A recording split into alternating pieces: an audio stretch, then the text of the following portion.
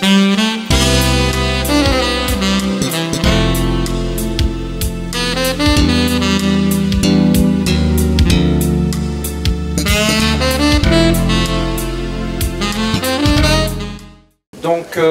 nous avons maintenant un temps de table ronde qui va regrouper Monsieur Miguel Benassayag, donc philosophe et psychanalyste bien connu, franco-argentin, donc vous avez sans doute entendu parler. Il nous donnera son appréciation sur le thème dont nous allons parler. Je vais présenter le thème. Monsieur Vincent Billard, vous avez entendu tout à l'heure, philosophe.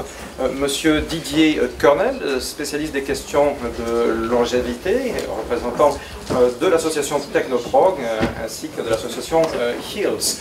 Et enfin, Monsieur Anders Sandberg, que nous avons entendu ce matin, philosophe à Oxford, Future of Humanity Institute. Le thème qui nous réunit ce soir, qui va être donc l'axe central, c'est la mise en question du paradigme médical. Jusqu'à présent, quand on parle de médecine, il y a quelque chose d'à peu près clair, ou qu'on croit à peu près clair, on croit comprendre, savoir ce que ça peut être que la médecine. Par exemple, on s'entend à dire que la médecine, elle a pour objectif la thérapie. Elle a pour objectif principal de restituer ce qui a pu être perdu, notamment après un traumatisme, une maladie, etc.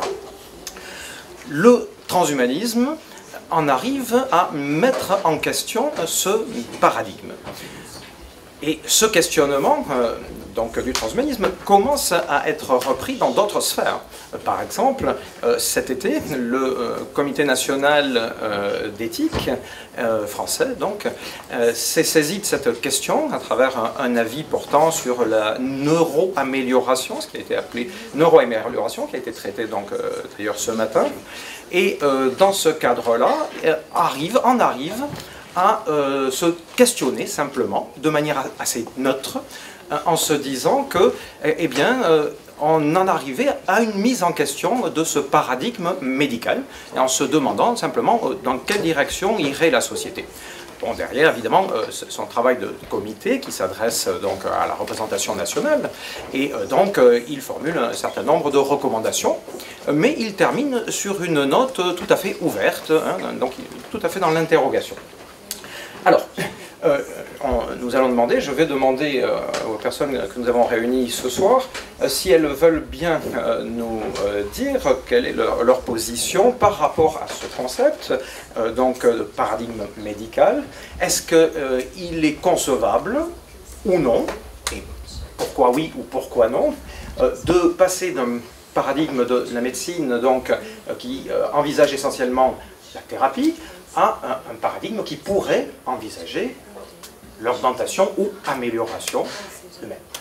Je donne la parole à Monsieur Benassayag pour une petite présentation, 5-10 minutes rapidement, et puis on donnera la parole à tout le monde comme d'habitude avant un échange direct. Monsieur Benassayag, je vous passe le micro. Merci, bonjour. Je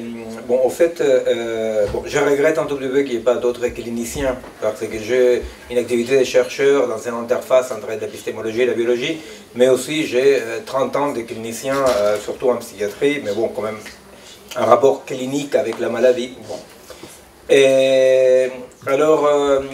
D'abord, c'est vrai que j'étais un tout petit peu surpris en arrivant... Je peux le dire, j'ai oublié de préciser quand même, parce que de notre responsabilité, nous sommes évidemment très déçus. Non, j'allais dire autre chose. D'accord, mais moi je le dis, nous sommes très déçus que Monsieur Alexandre, qui a fait un magnifique exposé hier, n'ait pas pu être présent avec nous ce soir. Nous sommes désolés, mais bon, j'espère que la table ronde que nous avons... je voulais dire toute autre chose, juste pour commencer d'une façon un peu comme ça, amicale, disons. Oui. Comme je vous dis, en tant que clinicien, j'ai travaillé pendant 30 années en psychiatrie. Là maintenant, je continue à avoir une clinique psy, une pratique de clinique psy, mais plusieurs à la recherche. Mais quand je suis entré là, je crois que je m'étais trompé de porte parce que j'entends une jeune femme dire qu'elle était d'accord d'être immortelle, mais qu'elle voulait quand même peut-être avoir le droit de mourir. Alors je me suis dit, tiens, une présentation des cas, pourquoi pas, je pensais que ça ne se faisait plus, mis à part à 100 ans. Bon, et ça pose le cadre, ça pose le cadre, que quelqu'un réclame de mourir. Vous voyez comment en Afrique aujourd'hui il y a tant de privilégiés qui ont le droit de mourir très jeunes, heureusement quand même pour eux. Alors bon, une fois qu'on dit ça, parce que quand même c'est la surprise en arrivant quand même, et je voulais juste un tout petit peu donner un contexte dans lequel pour un clinicien se pose la chose aujourd'hui, le contexte, n'est-ce pas? Alors, d'abord, il faut dire par rapport à la problématique que je n'appellerai pas transhumaniste, parce que, bon, je ne me permets pas, je ne connais pas bien les concepts, mais les concepts que, oui, je connais en tant que chercheur et clinicien, de la hybridation du vivant avec la technique, la technologie plutôt, par rapport à l'hybridation du vivant avec la technologie, pour dire quelques éléments de contexte rapides. Effectivement, nous sommes beaucoup à penser comme ça, que nous sommes, l'espèce humaine en tant qu'espèce est en train de vivre une troisième grande mutation par une hybridation massive, énorme, profonde et irréversible. La première mutation est celle à travers laquelle l'espèce humaine devient une espèce parlante, hein, c'est-à-dire dans laquelle tout à coup, voilà, il y a autre chose qu'une communication par phéromone, par cri, par geste. Il y a une langue qui émerge comme une combinatoire autonome, n'est-ce pas? La deuxième grande mutation et hybridation est certainement avec l'écriture, quand tout à coup la pensée peut être figée, quand tout à coup il y a quelque chose là qui est là, non, et que je peux le voir externaliser. Et la troisième, effectivement, c'est celle que nous sommes en train de vivre, qui est la hybridation entre le vivant, la culture et la technologie. Et nous pensons qu'au-delà des positions par rapport au transhumanisme, infrahumanisme, tout ce qu'on veut, nous pensons qu'effectivement le cadre aujourd'hui des pensées, dans lesquelles je suis très critique de mes collègues qui refusent de penser à ça et continuent à faire comme si finalement la technique n'était qu'un outil de plus, sans voir les conséquences d'une véritable hybridation, mutation. Bon. Dans ces cadres-là, effectivement, mon travail en tant que la recherche, et là où je me centre, avec des gens comme Giuseppe Longo et autres gens du CREA, bon, pour ceux qui connaissent, nous essayons de comprendre cette articulation entre la technologie et les vivants, en essayant d'étudier cette interface avec tous les problèmes qu'un optimisme compréhensible mais démesuré ignore les régimes de fonctionnement différents et comment l'hybridation peut se faire ou ne peut pas se faire, en disant très clairement qu'à chacune de ces grandes mutations, parlons de l'écriture parce que là on connaît mieux, n'est-ce pas? Et c'est vrai que la puissance émergente, pour dire comme ça, l'écriture, n'est-ce pas, une nouvelle puissance émergente, tend à coloniser le vivant, n'est-ce pas, tend à coloniser la culture, tend à devenir très très centrale. Et c'est vrai qu'il y a toujours une conflictualité entre écriture et langue et le vivant. Par exemple, pour dire clairement, les choses qui sont possibles de dire ou de penser ne sont pas possibles peut-être de vivre, vous voyez? C'est-à-dire qu'il y a une incompatibilité. De ce point de vue-là, pour aller vite, nous partons des modèles dans lesquels il n'y a pas une synthèse qui fait une unité entre langue espèce humaine, écriture espèce humaine et technologie espèce humaine. C'est les modèles et les hypothèses à travers lesquelles nous travaillons, c'est-à-dire qu'il y a une conflictualité qui parfois prend la forme de la colonisation de l'une par l'autre ou d'une certaine symbiose, hein, De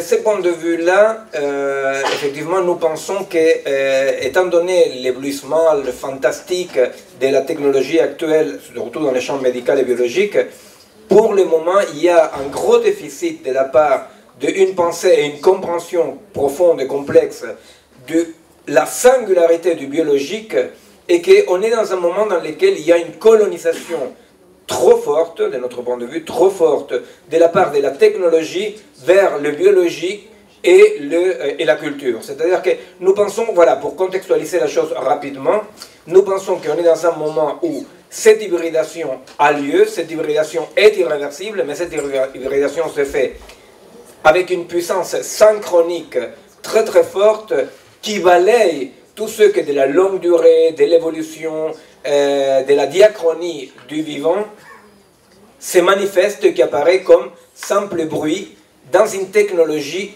beaucoup trop gagnée, à ce qu'on pourra revenir tout à l'heure si vous le souhaitez, à une théorie, une idéologie de l'information. Bon, alors d'un point de vue médical, ce que je veux dire pour poser le débat, notre très cher Georges Canguilhem, dans un de ses travaux fondamentaux, il explique qu'un organisme sain ou un être sain préfère toujours suivre son destin, suivre ses affinités électives, même au risque de la santé. Alors je veux juste poser le débat de ce point de vue-là, en regrettant effectivement que la partie biologique ne pourra pas être traitée dans cette table ronde. Mais bon, alors mettons la question de la problématique médicale pure. Alors, d'un point de vue clinique, pour nous en tant que cliniciens, quand j'ai un patient devant moi, je peux effectivement considérer tous les items de santé possibles. Mais il y a quelque chose de la singularité de mon malade, de mon patient, qui tient à ce que Canguilhem appelle d'une façon un peu peut-être poétique, le destin, qui fait que par exemple, quand j'ai un patient qui a un problème d'alcoolisme, je dois voir si son rapport avec l'alcool ne tient pas peut-être à sa singularité de vivant, à son rapport au monde, et que donc peut-être mon acte clinique ne doit pas être un acte d'une virilité conquérante dans laquelle j'écrase les symptômes, mais je dois tenir en compte ce double axe entre la santé et son mode de rapport au monde.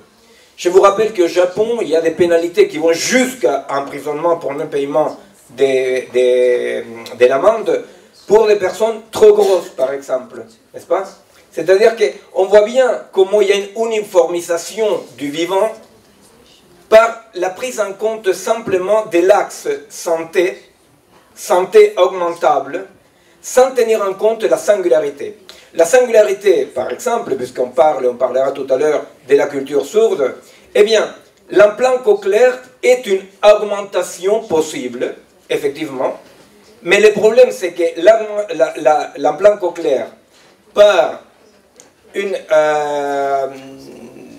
la possibilité d'un diagnostic trop précoce ou très précoce de surdité, risque d'aller vers une clinique, une clinique dans laquelle je ne tiens compte que le quantitatif de la santé, des possibles, sans tenir en compte la singularité de qui est la personne ou quels sont les groupes avec lesquels j'ai affaire.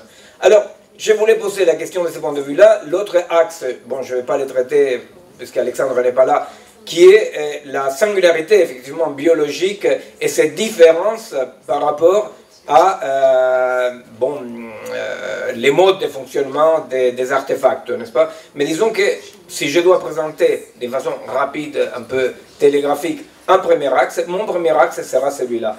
La différence qui existe et qu'on ne tient presque plus compte et qu'on tiendra de moins en moins compte entre l'axe des possibles de santé et l'axe de la singularité. Parce que c'est avec quoi j'ai affaire, ce sont toujours avec des singularités, des personnes qui ont un rapport au monde pour lesquelles ce que moi je considère comme des symptômes dépassables sont peut-être l'essence même de son rapport au monde. Merci. Donc voilà posé une première pierre, je pense, pour la suite de notre réflexion. Un gros caillou même. Monsieur Billard. Alors, en ce qui concerne ce qu'on pourrait définir comme l'essence de la médecine, il y a pas mal de travaux aujourd'hui en philosophie qui sont assez critiques par rapport à l'éthique médicale, et notamment, je pense à un mouvement qui est beaucoup plus ancien dans les pays anglo-saxons, mais qui commence à être assez populaire en France aujourd'hui, qui est toute l'interrogation philosophique sur le care, c'est-à-dire sur le fait de prendre soin, care qui s'oppose pas forcément, mais qui s'oppose quand même dans un certain nombre d'ouvrages au cure, hein, c'est-à-dire au fait de guérir. Hein. Est-ce que l'éthique du care, au fond, c'est l'idée que aujourd'hui, il faudrait peut-être introduire ce nouveau paradigme dans la médecine, qui consisterait à dire que le plus important, ce n'est pas de guérir, mais c'est le soin. Hein. C'est-à-dire que le plus important, ce n'est pas de considérer que la médecine aurait des objectifs, on va dire technoscientifiques, qui consisteraient à guérir les gens des maladies qu'ils ont, mais qu'en réalité, peut-être qu'il y a une approche plus humble à avoir de la médecine, qui consiste à dire qu'elle ne peut pas faire de miracle, et qu'il y a peut-être une autre dimension à creuser, à investiguer aujourd'hui, qui serait la dimension du soin, alors avec par exemple une perspective souvent sociale, puisque par exemple le soin, c'est majoritairement par exemple des gens dans les hôpitaux qui le pratiquent, qui ne sont pas au sommet de la hiérarchie, et donc on se rend compte que les personnes qui prodiguent le soin sont en réalité souvent celles qui sont le moins bien traitées, par exemple du point de vue social. Et donc il y a quelque chose d'assez paradoxal. Et donc toute l'éthique, toute la réflexion autour de l'éthique du care est extrêmement intéressante. Alors quelque part, on va dire qu'elle vient se confronter aux perspectives transhumanistes, puisque l'éthique du care, qui est très en vogue aujourd'hui, c'est une éthique assez humble, qui consiste donc à considérer que la médecine ne peut pas faire de miracles, ou que si elle en fait, ce n'est pas forcément comme ça qu'il faut envisager les choses, mais plutôt les envisager comme une diminution générale de la souffrance. Et donc le soin, ça peut être des choses très humbles. Par exemple, ça peut être masser quelqu'un qui est malade, donc ça n'a pas de but curatif, mais ça a un but de soulager la douleur. Alors là-dessus, ce qui me paraît très intéressant peut-être, c'est qu'on peut peut-être faire un lien, malgré tout, hein, et même si les éthiques du care sont souvent opposées à la médecine traditionnelle, ou en tous les cas, il y a des tensions très fortes avec cette idée que la médecine a des objectifs qui ne sont pas toujours forcément atteignables, ou en tous les cas des objectifs démesurés, trop ambitieux, ou par exemple, hein, aujourd'hui, ce dont on peut accuser peut-être le transhumanisme par certains aspects, c'est de laisser envisager des choses qui n'ont que peu de rapport avec la réalité. Hein. Et souvent, dans les ouvrages qui critiquent la médecine telle qu'on l'envisage aujourd'hui et l'optique de la guérison comme étant au cœur de la médecine, il y a cette idée que peut-être il y a des choses qui sont incurables. Alors malgré tout, il me semble que si on considère que le plus important dans l'éthique du care, c'est la diminution de la souffrance, le soin qu'on peut apporter sans objectif de guérir forcément, il y a malgré tout, là je fais le lien avec ce dont j'ai parlé précédemment, c'est-à-dire l'objectif final, par des moyens beaucoup plus radicaux et différents, du transhumanisme, qui pourrait être de diminuer la souffrance. Si on se base sur cette idée de la diminution de la souffrance comme but, on va dire, de la médecine, comme essence peut-être de la médecine, il y aurait dans ce cas-là un fossé moins important entre ce qu'on pourrait considérer comme la thérapie d'un côté et l'augmentation de l'autre. Et encore une fois, si on se base sur l'éthique du handicap par exemple, qui montre que le handicap est quelque chose de relatif, finalement, il n'y a qu'une question de degré de l'un à l'autre. Hein, c'est-à-dire qu'entre celui qu'on guérit et celui qu'on améliore, au fond, on fait peut-être en réalité que guérir tout le monde de ce handicap général par rapport à la vie, qui est le fait que nous connaissons tous dans nos vies la souffrance. Et donc le transhumanisme pourrait être présenté dans cette optique comme l'idée qu'il y a effectivement une continuité, peut-être radicale, peut-être excessive, et par certains points qui peut être elle-même problématique, puisque la médecine crée des normes, et donc en créant des normes, en créant comme ça une vision du patient qui n'est peut-être pas la perception que le patient a lui-même, c'est vrai qu'elle impose quelque chose de manière assez forte et parfois de manière assez violente. Et donc, malgré tout, si on tient ce fil de la souffrance comme possible lien entre toutes ces interrogations, il y a peut-être cette idée de percevoir le transhumanisme donc comme une continuation de l'éthique du care. Merci. Je vais devoir demander à M. Colonel et à M.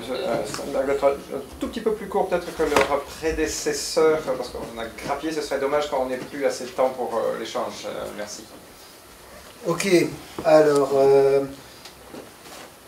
je vais essayer d'être très court. Peut-être juste par rapport à votre dernière phrase, monsieur, l'essence même du rapport au monde pour les êtres humains, pour moi, c'est de se dépasser soi-même, tout simplement. Et donc l'être humain a toujours voulu se dépasser soi-même, notamment dans les domaines médicaux.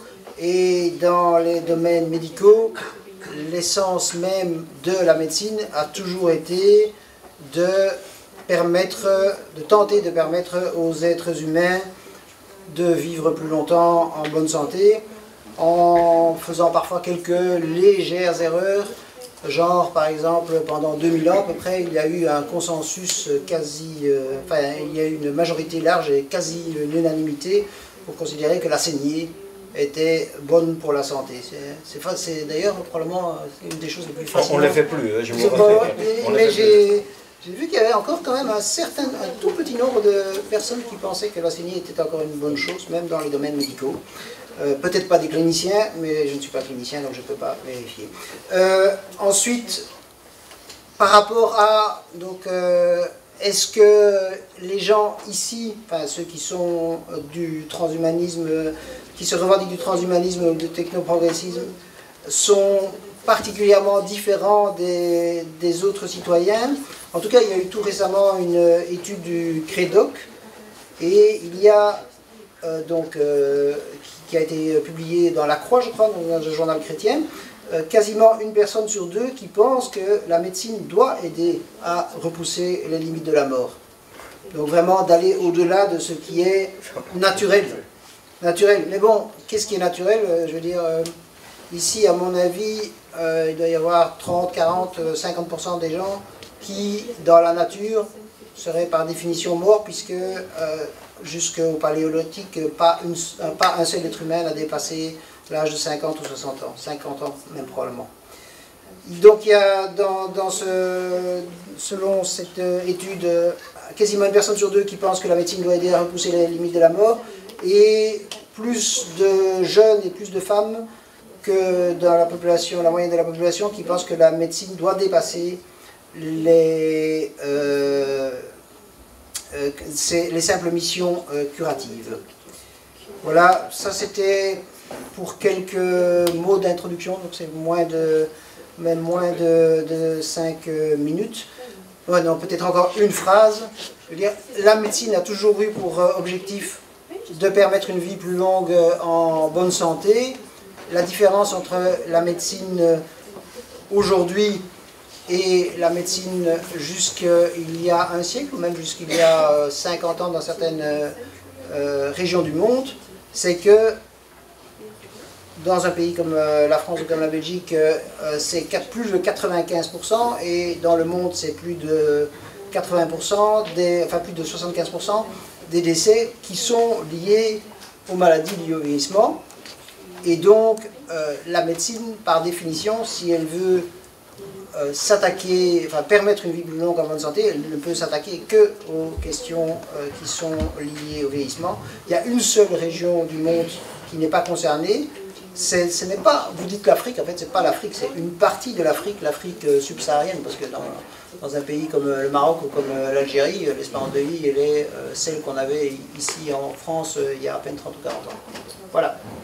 Merci.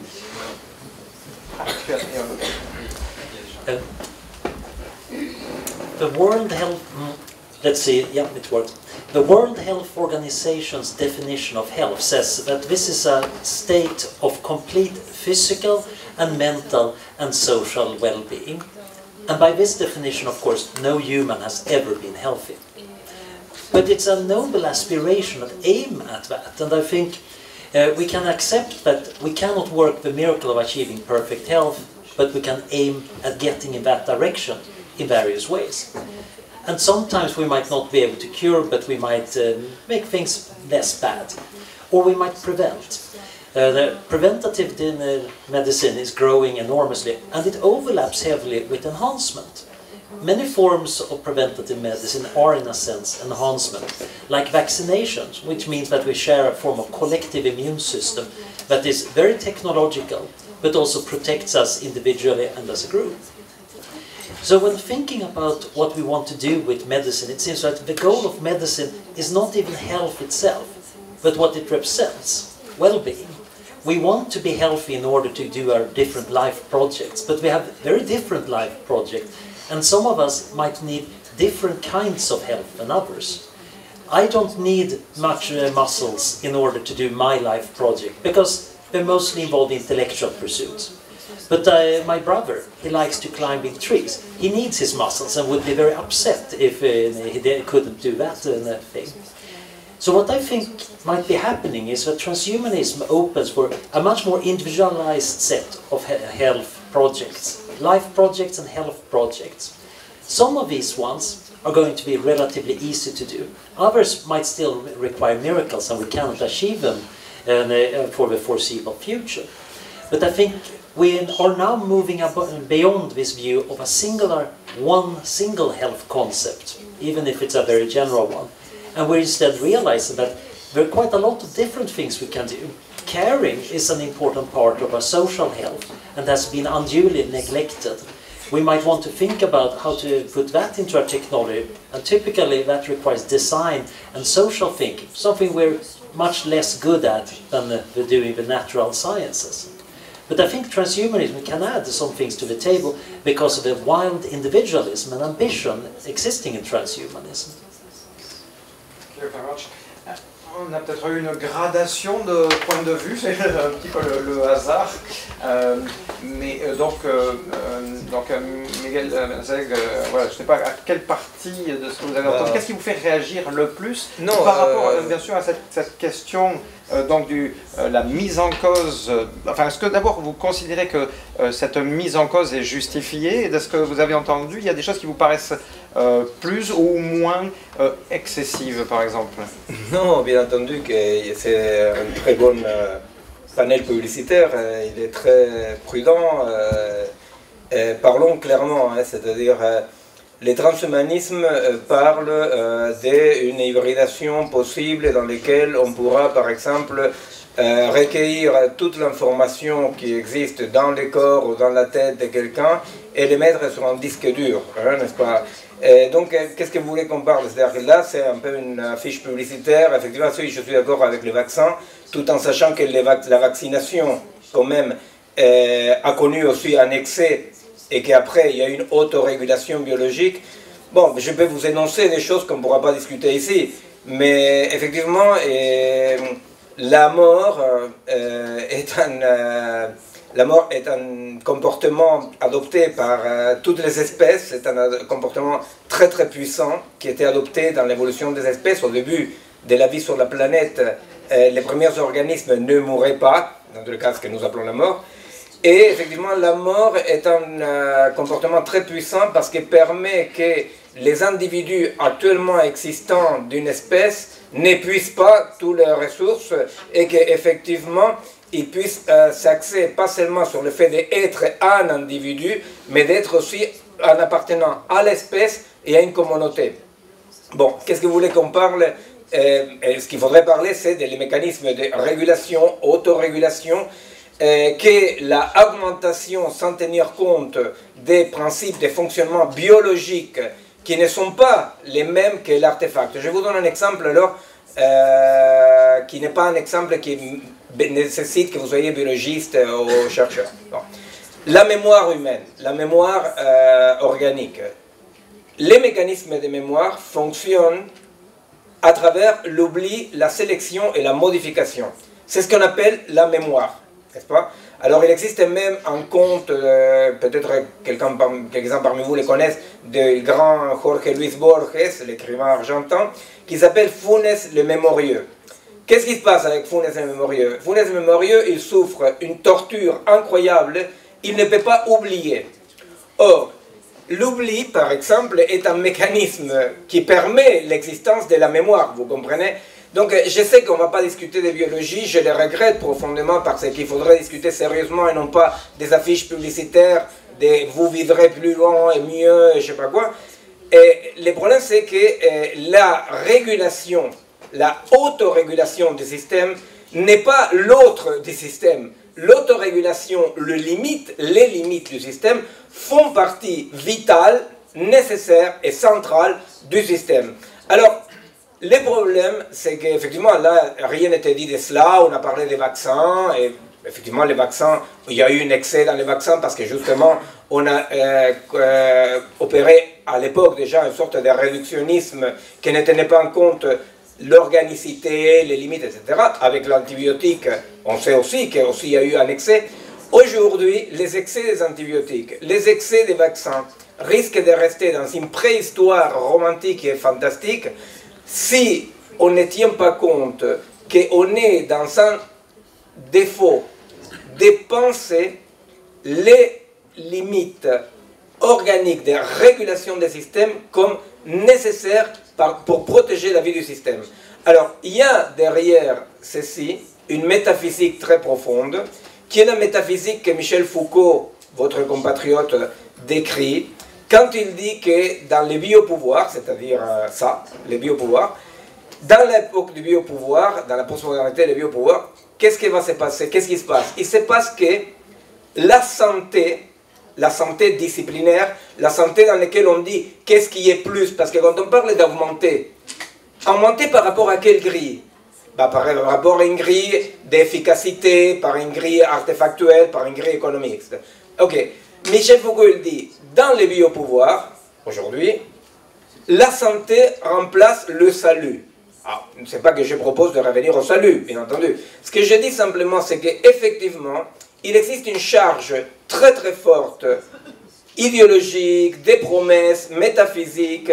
Je regrette qu'Alexandre n'est pas là pour vous expliquer que demain on va tous entendre, voir, les paralytiques vont marcher, les aveugles vont voir. C'est fantastique quand on dit ça, c'est fantastique. Simplement, ce qu'on oublie, c'est l'autre volet de la recherche biologique, qui est les mécanismes d'autorégulation à tous les niveaux biologiques, dans lesquels pas tout est bottom-up, et on oublie systématiquement les mécanismes top-down, les mécanismes effectivement qui font qu'un système ne puisse pas s'augmenter sans se diminuer.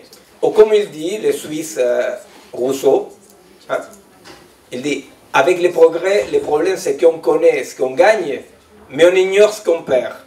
Eh bien, nous voudrions, les chercheurs un peu moins éblouis par la technologie, sans être du tout technophobes, parce que je répète, je crois que l'hybridation est irréversible, eh bien nous voulons simplement rappeler que dans un mécanisme d'hybridation, de modification, il faut se rappeler aussi ce qu'on perd, comme dirait Rousseau. Merci beaucoup. Je vole le micro une seconde, je me le permets.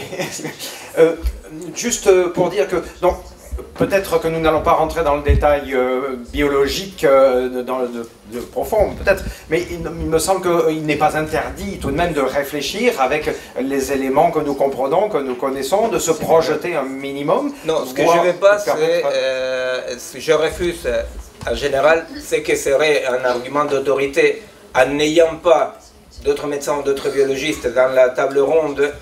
Si j'avance des arguments des recherches biologiques, ça fait des arguments d'autorité. Donc je vais limiter les arguments à des conceptions, à des concepts plutôt d'épistémologie, n'est-ce pas, où je me permets de dire que d'un point de vue de la neurophysiologie, voilà, la perte est fondamentale pour la sculpture des cerveaux. Alors effectivement, je dis, effectivement, l'hybridation implique un recyclage neuronal, par délégation des fonctions, n'est-ce pas, comme Stanislas Dehaene, votre compatriote, explique de façon très clairement, n'est-ce pas. C'est sûr que l'hybridation implique externalisation de certaines fonctions. Je ne suis absolument pas, ni en tant que clinicien, ni en tant que chercheur, effrayé par le fait que certaines fonctions que jusque-là étaient le monopole de l'humain soient hybridées, mais par exemple, il faut tenir en compte que cette architecture cérébrale sera changée. Par exemple, un môme qui apprend à faire une racine carrée, eh bien, par plasticité cérébrale, par recyclage neuronal, etc., connaît une modification immédiate de son structure, de son architecture cérébrale, qui développe des connexions, des réseaux, développe des neurones. Un môme qui appuie un bouton pour obtenir les résultats ne développe pas ça, développe d'autres capacités neuronales, plus dans les feedbacks. Un mec qui conduit avec un GPS depuis qu'il commence à conduire, développe une sorte de dyslexie, disons, des laboratoires. Pourquoi? Parce que les noyaux qui s'occupent du repérage temporo-spatial, donc de la cartographie, s'atrophient. Je ne suis pas technophobe et je dis oh quelle horreur. Simplement, l'idée de l'augmentation sans perte est, comme il dit Aristote, une connerie. Merci beaucoup. Alors, donc la parole à Monsieur Billon. Peut-être qui veut la prendre, qui veut répondre. On n'est pas obligé de respecter d'ordre quelconque. Voilà. Donc tu as déjà... You have a mic. Thank you. Well, as a lapsed computational neuroscientist, I'm interested also in the spontaneous orders that underlie the brain. Indeed, it turns out that the cerebral cortex has this amazing property that if you connect the visual... Okay, let me try it again. Yes, this might be here. As a lapsed computational neuroscientist, I'm quite interested in the way the brain can organize itself. The spontaneous orders in the cerebral cortex, the spontaneous orders in the cerebral cortex are a beautiful example of self-organization. If you connect the visual nerve to what would have normally been an auditory cortex, you actually develop a visual area in that region, if you do it early enough. And similarly, my friend Todd Huffman, he implanted a magnet in his finger. Now, when that magnet is subjected to a magnetic field, it moves, sends signals using the normal somatic connections to his somatosensory cortex. But it's just a question of volume. Après, je vais répondre parce que c'est pas tout, c'est un peu une simplification quand même d'un point de vue neurophysiologique. Ok, on laisse terminer. Je crois que c'était un problème de volume. Donc, ok, Anders and Miguel will answer. My point is that magnet turns out to probably have developed as a new sense now. He can distinguish between mechanical and electromagnetic vibration, and he's using this enhancement thanks to the ability of his brain to develop. He does this as a central enhancement. And this seems to be very opposite to your example of pressing buttons versus learning how to draw square. There are enhancements that actually exploit the brain's ability to adapt. Peut-être une réponse courte quand même pour permettre... Non, mais juste le plus courte possible, mais dans tous les cas, bon, je pense que c'était pas clair, vous n'avez pas bien compris, malheureusement, j'étais pas clair quand je dis que... Pardon. Quand je dis... C'est pour assurer qu'il soit court, ne me donne pas le micro. Non, quand j'ai l'exemple du môme, je pense que donc j'étais pas clair. Ce que je veux dire, c'est que le développement de l'architecture cérébrale ne se fait pas si j'appuie un bouton de la même façon. Bon, je pense que, bon, enfin, voilà. Et par rapport à l'implant cochléaire, ce qu'il faut savoir, c'est qu'effectivement, je l'ai dit, je ne veux pas que ce soit un argument d'autorité. Je dis, allez chercher, parce qu'il y a des éléments là-dessus. Le problème est que dans le transhumanisme et dans l'idée de l'homme augmenté, il y a une hypothèse de base sans laquelle rien ne marche et que tout est information codifiable.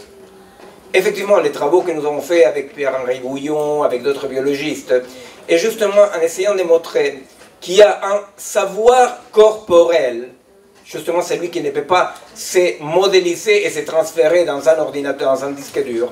Il y a un savoir corporel que nous appelons une information non codifiable, pour dire comme ça, qui fait que dans le cas du sourd, le sourd de naissance, il a structuré son corps, son rapport au monde, à travers une information non codifiée par les langages parlés, mais par d'autres voies d'accès.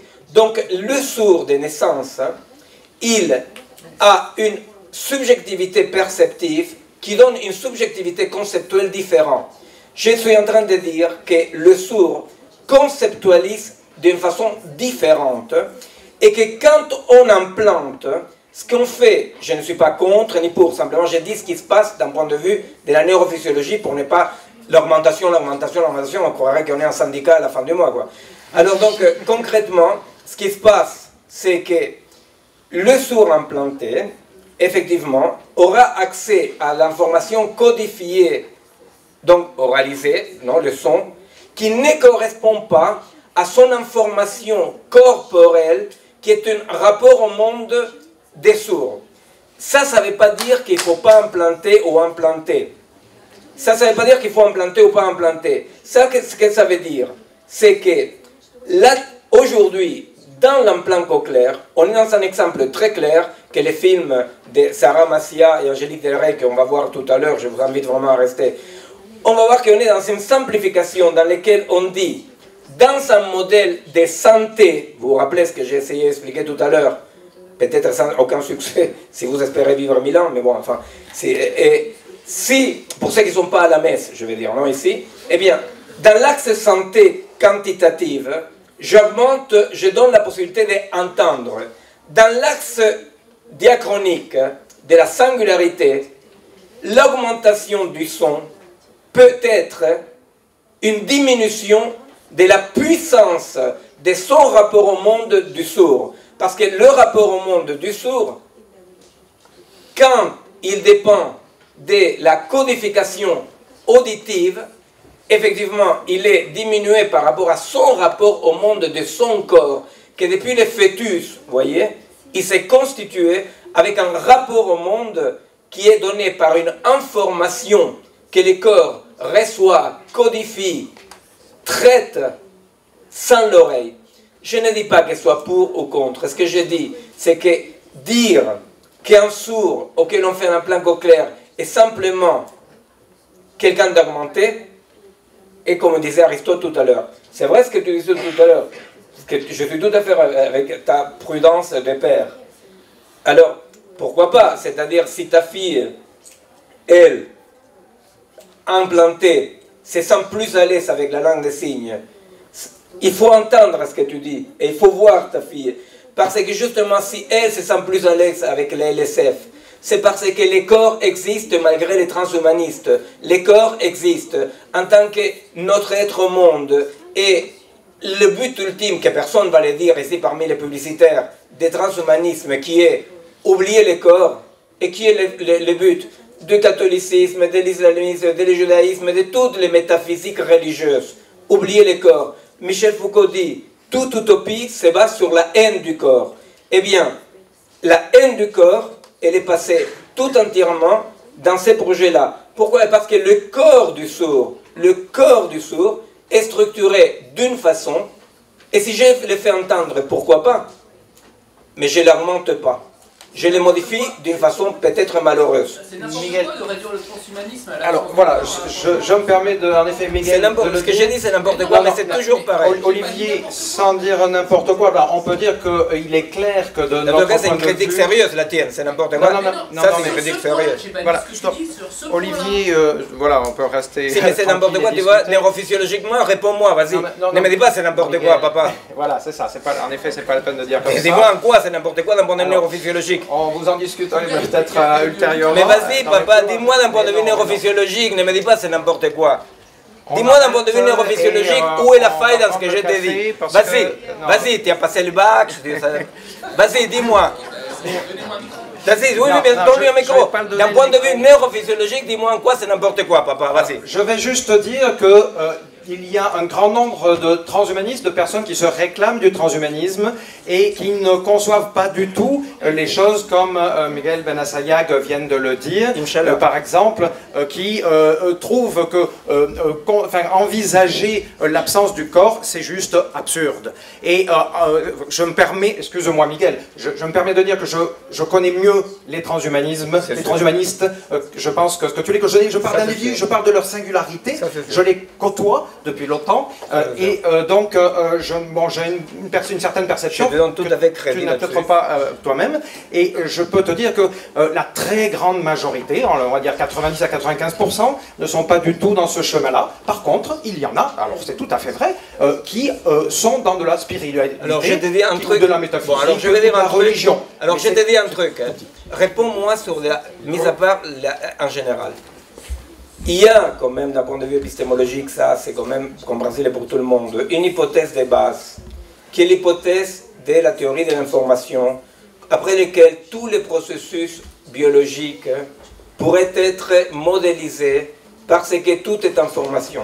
Cet axe de base, partagé par les tendances plus radicales et les moins radicales du transhumanisme, cet axe de base est un axe qu'il faut interroger.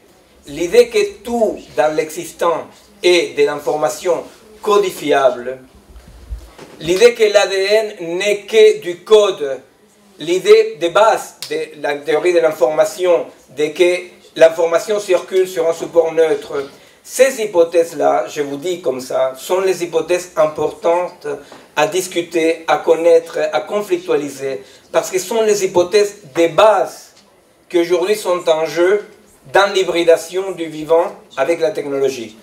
Je ne vous dis pas ni pour ni contre, ce sont les hypothèses de base que j'ai compté discuter avec Alexandre, qu'on développe avec Pierre-Henri Guyon, avec Giuseppe Longo, avec d'autres scientifiques, sont les hypothèses de base les plus importantes et aussi à la fois un talon d'Achille, n'est-ce pas? Parce que si pas tout est de l'information codifiable et reproductible, attention parce qu'il y a quelque chose qu'on est en train d'écraser parce qu'on ne considère que du bruit.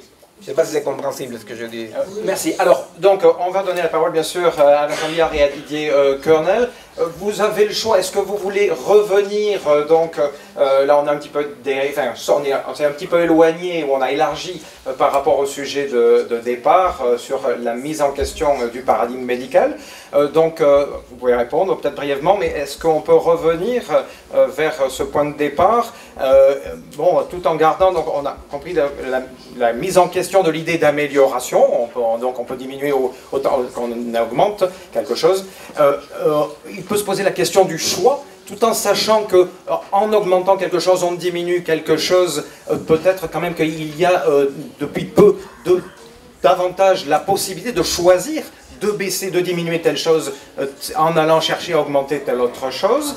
Donc, est-ce que cette possibilité, la possibilité de donner ce choix, pourrait être une bonne chose? Encore une fois, pourquoi est-ce que ça pourrait être une bonne chose ou pourquoi est-ce que ça pourrait être une mauvaise chose? Et donc, est-ce qu'il faut refuser ce choix quand le choix est possible, pour revenir au paradigme médical? Oui, non, juste pour ton intervention sur l'implant, on anticipe, mais bon, comme tu l'as dit, je pense que, et bon, pour avoir lu pas mal de livres là-dessus, je pense qu'on peut théoriser pas mal, et on peut effectivement se faire une représentation, par exemple, du corps propre, en se disant qu'il y a des mécanismes régulateurs du corps, etc.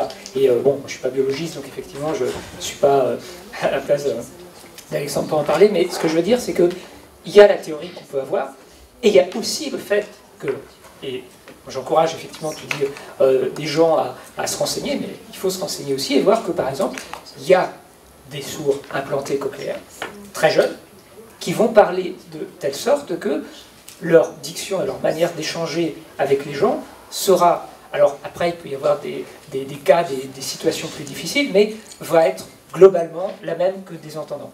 Et donc, voilà, c'est-à-dire qu'on peut avoir la théorie d'un côté de se dire, voilà, le corps a ses propres règles, etc.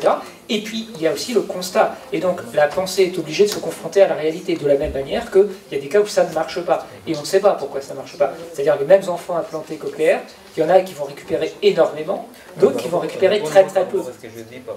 Pardon, Miguel.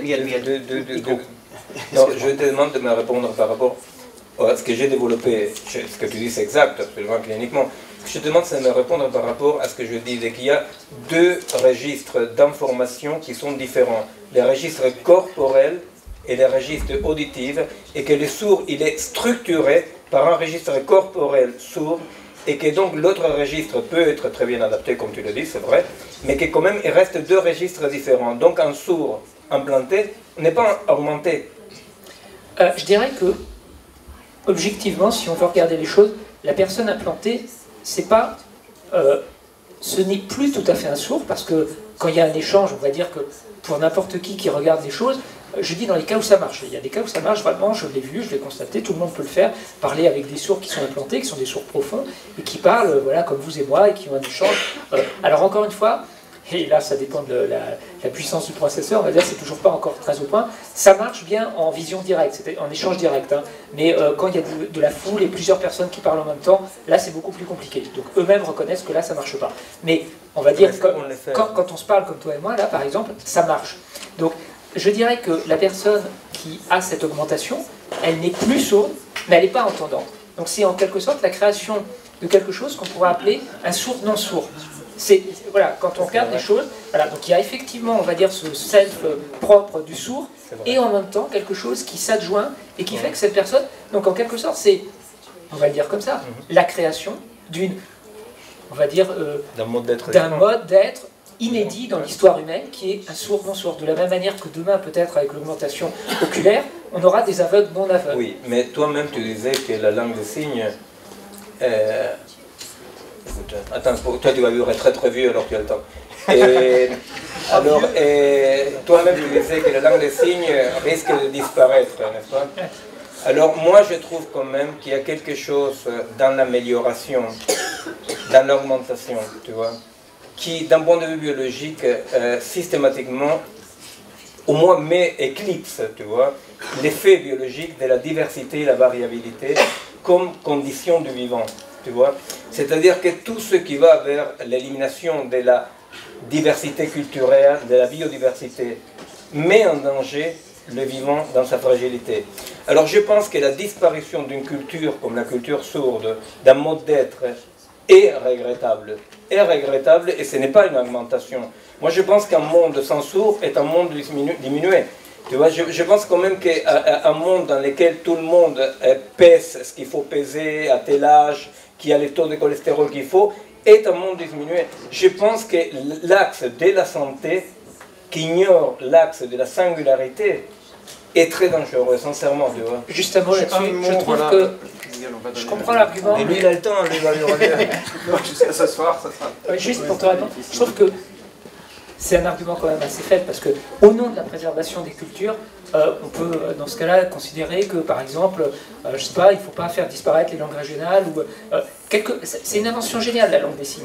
C'est un moyen qui a été combattu, on le sait, bon, dans l'histoire, historiquement, les sourds ont été opprimés, et avec une vision totalement fausse de ce qu'était la langue des signes, qui est une invention géniale. Mais, encore une fois, disons-le clairement, je veux dire, c'est une langue. Et on ne peut pas, au nom de la préservation de la diversité, considérer que cette langue devrait forcément perdurer. Dans ce cas-là, je veux dire, le gallo-roman, par exemple... Alors moi, de façon transgressive, je vais dire... Miguel, il nous faut vraiment... Attends, juste un instant, parce qu'il y a une demande du public sourd, on peut quand même peut-être... Alors, on a besoin d'une interprétation en langue parlée.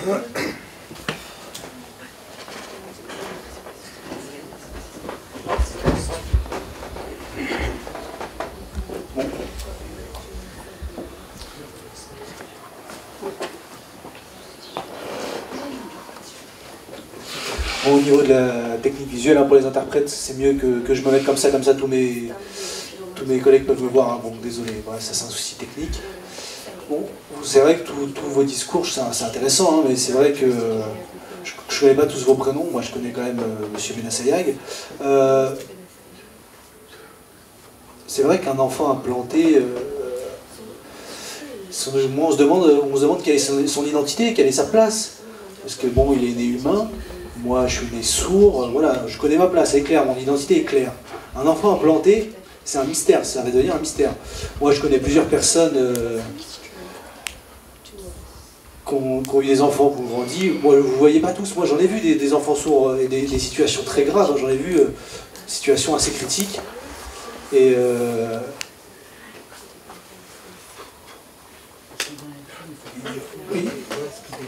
voilà, ils sont dans la nature, mais une fois qu'ils sont implantés, il faut voir ce qu'ils deviennent. On les implante, c'est bien, mais après, comment ils grandissent? Souvent, c'est pas. Et souvent, ça finit par des personnes isolées. Et du coup, ils finissent par se poser des questions. Il y a des détachements dans la communication.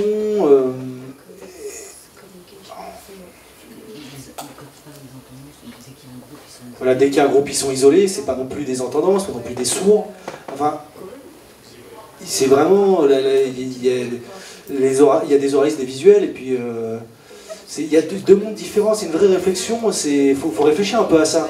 Et, du coup, ils sont dans une position un peu instable, et la langue des signes, c'est une langue vivante qui a une valeur.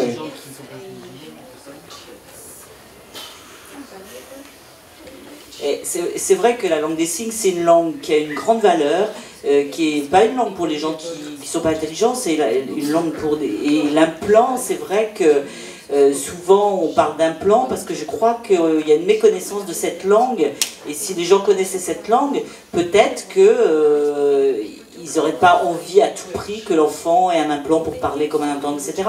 Et il faut regarder sur Internet tous les gens qui témoignent des difficultés qu'ils ont à partir de l'implantation en tant qu'adulte. Et moi, en tant que sourd, ben, je vais bien, j'ai une famille, j'ai une voiture, je vis normalement, je réfléchis.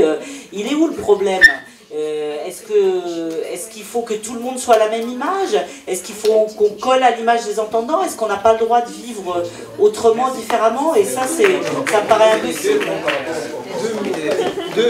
Deux mots, oui. Je vais dire deux mots par rapport à ces deux mots par rapport. J'ai eu la chance. Oui, t'en fais pas. J'ai eu la chance de participer au départ à l'initiation de ce qu'on appelait le Comité national d'éthique médicale, n'est-ce pas? Et alors, il y a un problème que je voulais juste exposer, et je voulais ta réponse, en tout cas une réflexion là-dessus. Le problème avec la technique et la santé, comme c'est l'objectif, c'est que tout ce que la technique rend possible apparaît comme démocratique. Vous voyez, vous l'acceptez, vous ne l'acceptez pas. Mais anthropologiquement et socialement, tout ce que la technique rend possible, à très court terme, devient obligatoire. Donc, un problème qu'il y a dans notre société est que la production technologique est devenue un foyer de normativité, faute d'une agora, pour dire comme ça, dans lequel les gens puissent décider. Ça, c'est un point que le Comité national d'éthique et tous les gens qui pensent à l'éthique médicale, clinicien ou pas, c'est un problème central. Tout ce que la technique rend possible devient à très court terme obligatoire. Merci. Alors voilà, là, on revient peut-être du coup, on va donner la parole à M. Kernel quand même. Donc on revient en plus de ça dans le sujet plus directement, puisque voilà, est-ce qu'il faut pouvoir choisir en quelque sorte? Est-ce que ce choix est une bonne chose, donc en matière médicale plus spécifiquement? Didier Kernel. Ok, d'abord peut-être que j'espère pour vous et moi, non pas que nous allons vivre très très vieux, mais très très longtemps. Je pense que peut-être que c'est vraiment jusqu'ici dans l'histoire de l'humanité, on n'a jamais pu distinguer vivre vieux et vivre longtemps. Et donc l'objectif c'est évidemment celui-là. C'est l'objectif des transhumanistes et c'est un objectif beaucoup plus large que ça.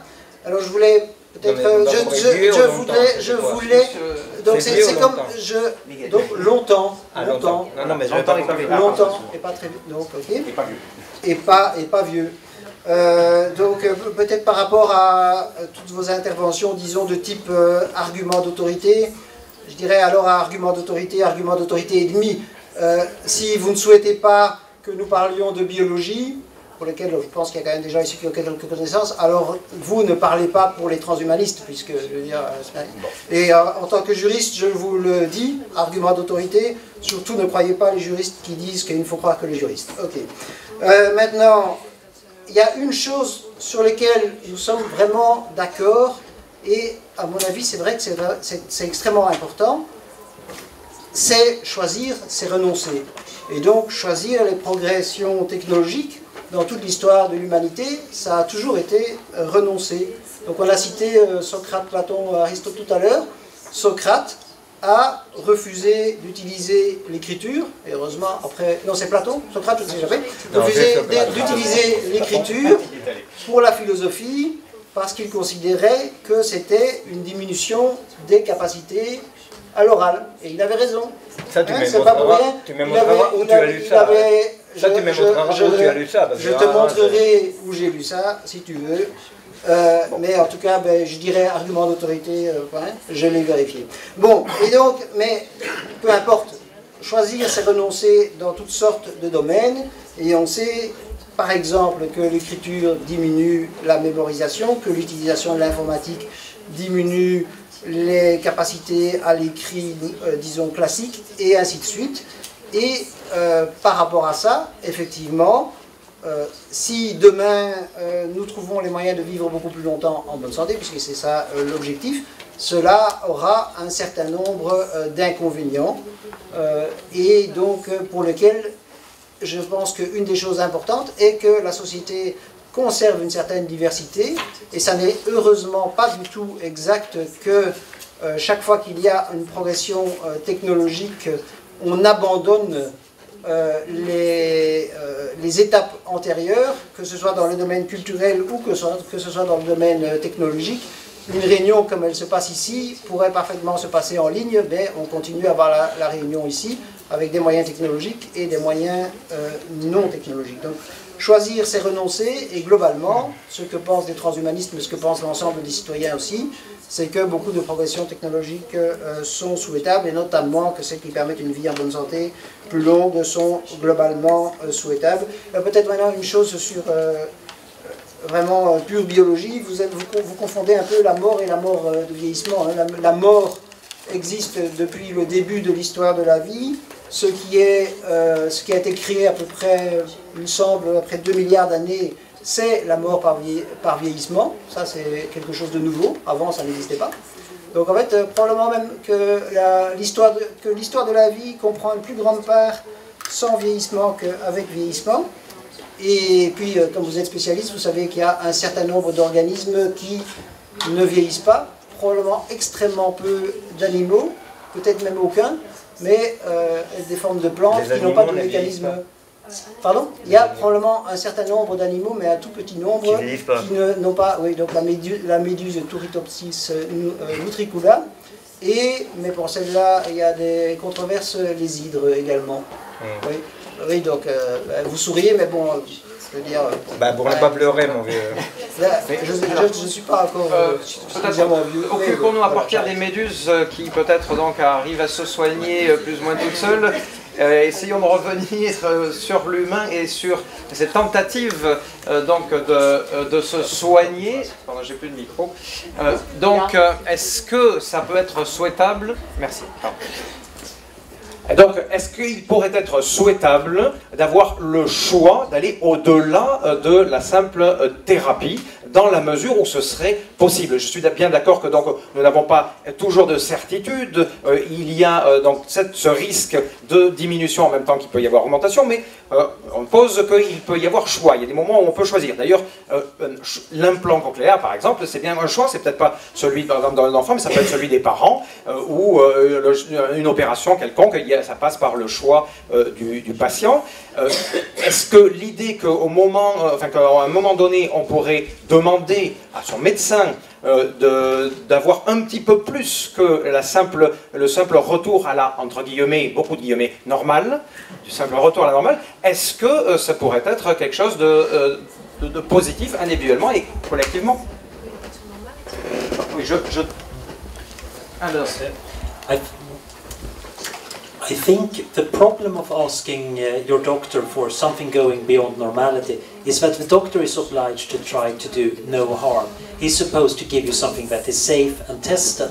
And this works for some forms of enhancement, like some of the things I talked about in my lecture this morning about cognitive enhancement. We know a fair deal about the safety and risks of a cochlear implant. The real problem is going outside the human norm, like my friend Todd with his magnetic vision. We don't know whether experienced magnetic fields is a good thing, whether a beautiful magnetic fields we should find, because we don't know it until somebody tries it. Actually extending the range outside the human domain means that we need to take subjective aspects of account. Again, we need to look at the whole life and the caring aspect of enhancement. I do think we have a right to modify our bodies, and our doctors should help us with them. But doctors also know about bodies. They might know about what happens to many patients, and they give good advice. But I think they're part of our health team. La réponse courte est, je pense que oui, mais que par rapport à ça, c'est clair que la question la plus importante, c'est la question de la longévité, parce que c'est celle-là pour laquelle on dépasse déjà largement nos limites biologiques. Et puis peut-être une petite question à la salle et aux orateurs, qui ici souhaite, je voudrais que lève la main, mais c'est vraiment une question sérieuse, qui ici, s'il est possible de l'éviter médicalement, si les progrès technologiques le permettent de l'éviter, qui ici souhaite de mourir de la maladie d'Alzheimer? Même pas? Vous, monsieur? Non, personne. Qui ici souhaite de mourir du cancer, si c'est possible de l'éviter? Ok. Non, mais et qui ici souhaite de mourir de maladies cardiovasculaires? C'est pas une question oiseuse. C'est, alors maintenant, étant donné que c'est 80 à 90% des décès liés de maladies liées au vieillissement, là, dans mon esprit, vous êtes tous transhumanistes, vous êtes tous pour, mais sinon, madame qui n'avait pas levé, moi je préfère alors vous demander de quoi souhaitez-vous mourir. Non, non, mais je pense que c'est vraiment la question intéressante. Bon, je repose, mais non, non, je trouve, non, c'est vraiment une question de fond. Peut-être est-ce qu'on peut prendre, voilà, une ou deux questions. Mais alors, bon, intervention, il ne faut pas que ce soit des interventions d'opposition qui durent 2 minutes parce qu'il nous reste 5 minutes. Donc voilà, il faut que la salle, bien sûr, donc on est dans une table ronde, on a bien sûr donné la priorité aux intervenants. Mais voilà, si il y a 1 ou 2 personnes, si une intervention c'est court, ou éventuellement une question avec une réponse forcément courte derrière. Madame ? Oui, moi je me pose juste la question, là cette question c'est une imposture. Alzheimer c'est une pathologie, on essaie de trouver des solutions pour résoudre une pathologie qui est due à quoi cette pathologie? Au mode de vie? À quoi? Qu'est-ce qui se passe? Ou alors à l'ignorance, et aujourd'hui on a de nouvelles technologies pour déceler les maladies. Mais il y a autre chose, moi vraiment je suis atterrée par ce que j'entends, c'est le fait d'utiliser ou de faire croire aux gens qu'on peut faire tout et n'importe quoi. Par exemple, ce monsieur prend du modafinil, et il le dit comme ça en conférence devant tout le monde. Moi je découvre que ça semble normal de dire qu'on se dope pour aller bosser et que c'est normal de prendre du modafinil pour pouvoir faire un exposé PowerPoint de 4 heures au lieu de 2 heures. Mais c'est dingue ça. Le modafinil c'est pour de la narcolepsie. Moi je prends un psychostimulant parce que pour une pathologie qui est le TDAH, et je suis outrée d'entendre ça. Il y a des effets secondaires. Quand on prend des médicaments, on pèse le pour et le contre. Et quelquefois, les effets secondaires sont plus graves que la pathologie. Donc on ne peut pas les prendre. Merci donc, beaucoup. Ne parlez pas comme ça. Non, mais chacun est libre de sa parole. Donc, attendez, voilà. Marc, si tu permets, ce que madame dit d'un point de vue médical, la table ronde s'appelle médecine, non? Ce que madame dit d'un point de vue médical, ce que dit madame, n'a rien à voir effectivement la lutte contre l'Alzheimer avec l'homme augmenté. Ça n'a rien à voir. Et je vous rappelle qu'Anguilhem, quand il dit que vous parlez ici, vous dites les médecins doivent ramener à la santé des bêtises comme ça. Mais ça, dans la médecine, ça n'existe pas. Ça, c'est de la science-fiction. On sait très bien que les traitements modifient l'état du patient. Il n'y a aucun ramené à la santé. Et un médecin qui veut augmenter son patient, mis à part que j'espère qu'il n'a pas eu son diplôme, eh bien, augmenter par rapport à quels critères? L'efficacité. Alors, une chose, pour nous, d'un point de vue clinique, la vie se base sur des failles fondatrices. La défaillance, c'est le propre des appareils. Or, traiter le vivant comme en étant des défaillances et non pas des failles fondatrices est une horreur. Bien, merci. Une dernière intervention ici, et puis il nous faudra nous arrêter parce que nous avons encore un programme, donc, et justement la projection du film dont vous en parlez tout à l'heure. Une minute. Oui, je voulais savoir en fait comment les transhumanistes assimilaient dans leur réflexion le fait que le corps est encore un mystère, que le corps est aussi une unité dont on n'a pas encore tout percé, tout compris. Quel est le lien aussi avec le corps-énergie, par exemple, ou l'acupuncture? Qu'est-ce qui se passe, en fait, quand justement l'électronique fait place justement à une dynamique de corps que pendant des millénaires, par exemple, si je prends que ça, les Chinois ont mis comme véritable art et comme science aussi. Alors, excusez-moi, mais je vais me permettre de proposer une réponse à cette question qui s'adresse aux transhumanistes, et puis ce sera une manière peut-être de conclure. Pardon, alors, je vais juste reprendre ma place. Donc, voilà, je pense qu'il est bien clair, transhumaniste ou pas transhumaniste, que nous ne savons pas grand-chose. Encore moins quand nous nous intéressons à ce qui peut se passer dans un cerveau. Par contre, en tant que transhumaniste, il me semble également que nous pouvons reconnaître que nous comprenons un petit peu certaines choses à des degrés divers et que pour des raisons différentes, que ce soit pour de la simple thérapie ou pour que ce soit d'autres désirs, eh bien, il nous est toujours arrivé en tant qu'humain de souhaiter expérimenter différentes choses. Et ces décisions, ces choix, parfois, comme le disait très bien Miguel tout à l'heure, donc c'est parce qu'on sent qu'on en a tellement envie, c'est notre destin, eh bien, ça peut se faire à l'encontre de ce qui apparaît peut-être à nous-mêmes, et encore peut-être davantage à la collectivité. Donc ça peut se traduire par quelque chose de dangereux, éventuellement, peut-être véritablement dangereux. Par exemple, parfois faire ça dans sa cuisine, s'inciser un bout de doigt pour insérer un aimant à l'intérieur, chose qui s'est fait, n'est-ce pas? Eh bien, avec de la vodka comme alcool pour cautériser, eh bien, ça comporte un certain nombre de dangers. La question, c'est est-ce que la société doit interdire à la personne qui a envie de faire ça, ou encore, et évidemment, ça c'est le cœur de débat, enfin ce que nous souhaitions avoir comme cœur de débat, un petit peu glissé, donc pour ce soir, eh bien, est-ce que quand on estime, et c'est un choix collectif de société, quand on estime savoir suffisamment, comme la médecine prend des décisions parce qu'elle estime savoir suffisamment pour proposer un traitement, etc., eh bien, est-ce qu'il n'y aurait pas des situations dans lesquelles ce qui encore aujourd'hui s'appelle la médecine, ce qui peut-être un jour gardera sans doute le nom de médecine, mais pourrait en arriver à un stade où elle pourrait aussi proposer autre chose que de la simple thérapie. Et alors, évidemment, les questions là ne sont pas d'ordre, si vous voulez, biologique, elles sont plus peut-être d'ordre éthique. Mais donc, pour revenir à la question qui était posée originellement, à mon sens, tout peut être pris en compte, pas seulement la médecine classique occidentale. Hein, je pense que les transhumanistes, comme n'importe qui, ont plutôt intérêt à être ouverts à toute tradition. Et d'ailleurs, même dans cette salle, enfin, il y a des gens qui s'intéressent à des possibilités. Alors un transhumaniste dira d'augmentation ou d'amélioration par d'autres voies que la médecine clinique ici traditionnelle.